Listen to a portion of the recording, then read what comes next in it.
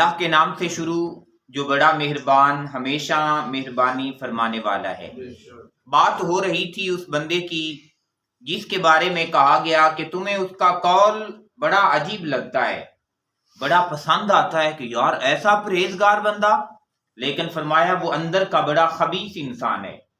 ایسا خبیث انسان ہے کہ جب اللہ کے محبوب کے دربار میں بیٹھتا ہے تو پھر بات اور طرح کی کرتا ہے، اندر کچھ اور رکھتا ہے،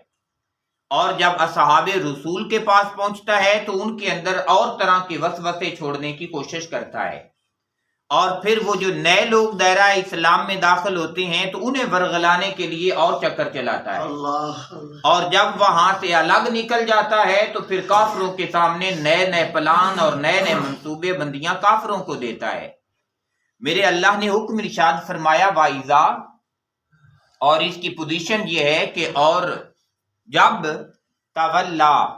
جب وہ پھرا، جب وہ لوٹا، سعا، تو پھر وہ کوشش کرنے لگا، فی الارض، زمین میں، لیفسد فیہا، تاکہ اس میں فساد پھیل جائے، زمین کے اندر فتنہ اور فساد کے پھیل جانے کی کوشش کرتا ہے وہ بندہ، وَیُہْلِکَ، اور وہ ہلاک کرتا ہے، وہ خراب کرتا ہے، تباہ کرتا ہے، الحرث، کھیتیوں کو بھی، یہاں تک کہ وہ کھیتی بھی نہیں چھوڑتا، والنسل، اور نسل انسانی اور جانوں کا بھی نقصان کرتا ہے۔ جو چیز اس کے سامنے چڑھتی ہے فرمایا اسی چیز کو ملیا میٹ کرتا جا رہا ہے، اسے تباہ و برباد کرتا جا رہا ہے۔ حالانکہ اسلام نے میدان جنگ کے احکام جو ہیں وہ بھی واضح فرمائے ہیں۔ فرمایا جنگ کے میدان میں تم نے بوڑھوں کو قتل نہیں کرنا، چاہے وہ دشمن کے بوڑھے ہی کیوں نہ ہوں، کفار و مشرکین کے بوڑھے ہی کیوں نہ ہوں۔ فرمایا جنگ کے اندر بچوں کو قتل نہیں کرنا، تو یہ احکام دیے، یہاں تک کہ فرمایا گیا کہ اگر دشمن گھر مکان چھوڑ کے نکل جائے وہاں سے تو فرمایا تم نے ان کے گھروں کو تباہ و برباد بھی نہیں کرنا۔ لیکن آج بھی عالم کفر میں دیکھیں کہ کس انداز کے ساتھ فلسطین میں، کس انداز کے ساتھ غزہ میں وہ لوگ جو آبادیاں بالکل چھوڑ کے نکل گئے ہوئے ہیں تو وہاں بھی ان کے گھروں کو، ان کے مکانوں کو، ان کی رہائشوں کو کس انداز کے ساتھ تباہ و برباد کر دیا گیا ہے۔ تو فرمایا یہ شروع سے ہی ایسے مشرکین اور ایسے منافقین کا وتیرہ رہا ہے کہ زمین کے اندر فساد کو عام کرنے میں فرمایا یہی لوگ کردار ادا کیا کرتے ہیں۔ تو یہ بھی کیا کرتا ہے فرمایا کھیتیاں بھی تباہ و برباد کرتا ہے اور جانوں کا بھی ضیاع کرتا ہے، وہ جانیں کہ جو جنگ کے اندر بالکل ملوث ہی نہیں ہے، یہ بس اپنی اس چالوں کی وجہ سے ایسا کچھ کر رہا ہے۔ واللہ، اور اللہ تبارک و تعالی، لا یحب، وہ تو پسند ہی نہیں فرماتا، الفساد، فتنے اور فساد کو، نہ فتنے اور فساد کو پسند فرماتا ہے، نہ فتنے اور فساد کے کاموں کو پسند فرماتا ہے، اور نہ ہی فسادی انسانوں کو پسند فرماتا ہے۔ اس وجہ سے ہمیں فتنے اور فساد سے بھی بچ کے رہنا چاہیے اور خود بھی انتشار والے کاموں سے اپنے آپ کو بچا کے رکھنا چاہیے۔ اور جب وہ اتنا کچھ کر گزرتا ہے، وَإِذَا، اور جب قِيلَ،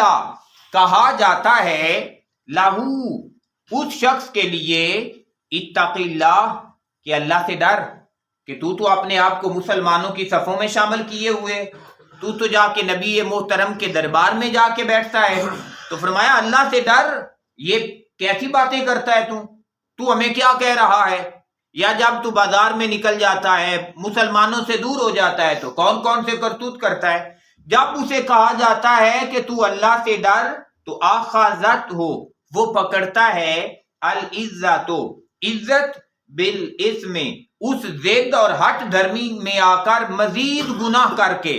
گناہ میں آگے بڑھ کے وہ اپنے آپ کو بڑا ثابت کرنا چاہتا ہے، وہ عزت لینا چاہتا ہے اس سے، تو فرمایا فَحَسْبُهُ، پس کافی ہے اس بندے کے لیے، جہنم، جہنم کی دہکتی ہوئی آگ، ایسے بندے کے لیے جہنم کی آگ ہی کافی ہے، وَلَبِئْسَ الْمِہَادُ، اور وہ جہنم بہت برا ٹھکانہ ہے۔ اللہ تعالیٰ سے دعا ہے کہ میرا اللہ ہمیں جہنمیوں کے کاموں سے بھی ہمیشہ بچا کے رکھے اور جہنم سے ہمیں بھی اور ہماری آنے والی نسلوں کو بھی محفوظ فرمائے۔ اور آج انشاءاللہ اللہ تعالیٰ کے فضل و کرم سے تفہیم المسائل کی روشنی میں آج ہم دیکھیں گے کہ برزخ کیا ہے، برزخی زندگی کیا ہے، اور اس دنیا سے چلے جانے کے بعد یہ جو قبر کے معاملات ہیں وہ کیا ہوتے ہیں، انشاءاللہ قرآن و حدیث کی روشنی میں۔ اللہم صلی علی و مولانا محمد، اللہم صلی علی و مولانا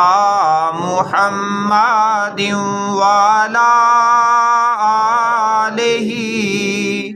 وصحبہ وبارک وسلم۔